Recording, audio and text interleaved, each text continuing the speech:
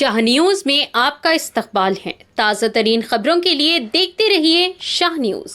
ఈ రోజు 12 గంటల ప్రాంతంలో పాత బస్ స్టాండ్ దగ్గర ఒక పురాతనమైన భవనానికి లోపల రెనోవేషన్ వర్క్ జరుగుతూ ఉంటే ఆ డ్రిల్లింగ్ మెషిన్ వేసి ఏదో రంధ్రం చేయబోతేనో రెనోవేట్ చేయబోతుంటేనో పాత బిల్డింగ్ కాబట్టి ఉన్నట్టుండి ఆ బిల్డింగ్ కూలిపోవడం, దాని కింద పనిచేస్తున్న భవన నిర్మాణ కార్మికులు ఇద్దరు ఉన్నారని చెప్తా ఉన్నారు.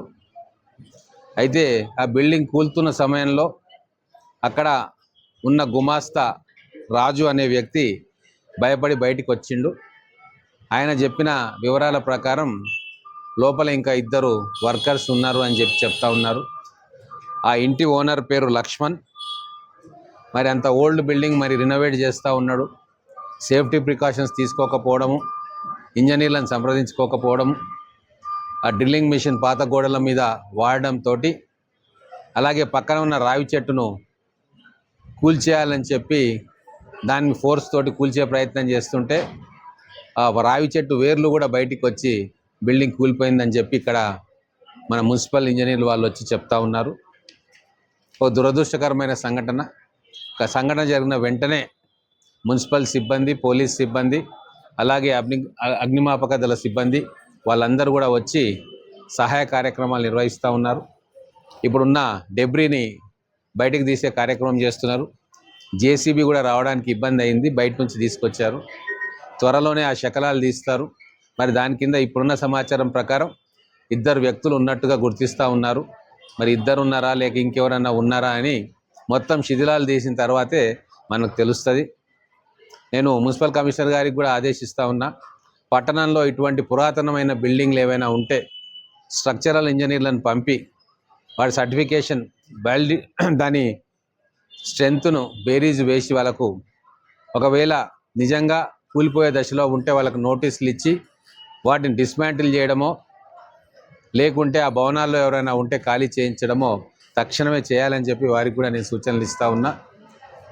గత 3 నెలలుగా ఎడతెరిపి లేని వర్షం కూడా ఈ పాత భవనాలన్నీ కూడా వాటర్ అంతా కూడా లోపలికి సీప్ అయిపోయి దాంట్లో ఉన్న పునాదులు కూడా వీక్ కావడము, గోడల్లోకి నీళ్లు పోవడము, దాంతో మొదలే శిథిలమైన భవనాలు ఇంకా పాడుపడ్డట్టుగా ఇప్పుడు చూస్తే అనిపిస్తూ ఉంది.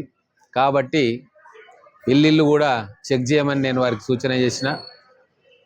ఎవరైనా ఓల్డ్ బిల్డింగ్స్లో ఉన్న వాళ్ళు కూడా దయచేసి టెక్నికల్ గైడెన్స్ లేకుండా, ఇంజనీర్ల సహాయ సహకారాలు లేకుండా రెనోవేషన్ కార్యక్రమాలు పెట్టుకోవద్దు.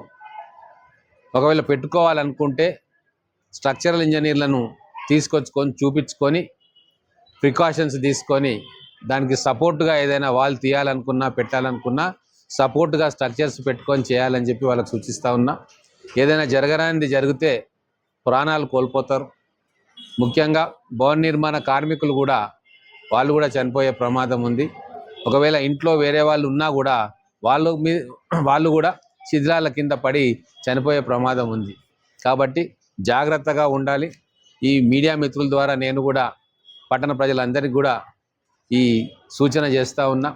దయచేసి పురాతనమైన బిల్డింగ్స్లో ఉన్న వాళ్ళు మళ్ళొకసారి ఆ బిల్డింగ్ యొక్క స్ట్రెంత్ని వెరిఫై చేసుకొని ఇంజనీర్లతోటి ప్రాపర్ సర్టిఫికేషన్ చేసి ఒకవేళ ఇబ్బందికరంగా ఉంది అనిపిస్తే తక్షణం ఆ ఇంటిని ఖాళీ చేసుకొని దాన్ని రీఎన్ఫోర్స్ చేయడమో లేకుంటే ఆ భవనాలు కూల్చేసి కొత్త భవనాలు కట్టుకోవడమో చేయాలని చెప్పి వాళ్ళందరికీ కూడా నేను విజ్ఞప్తి చేస్తూ ఉన్నా.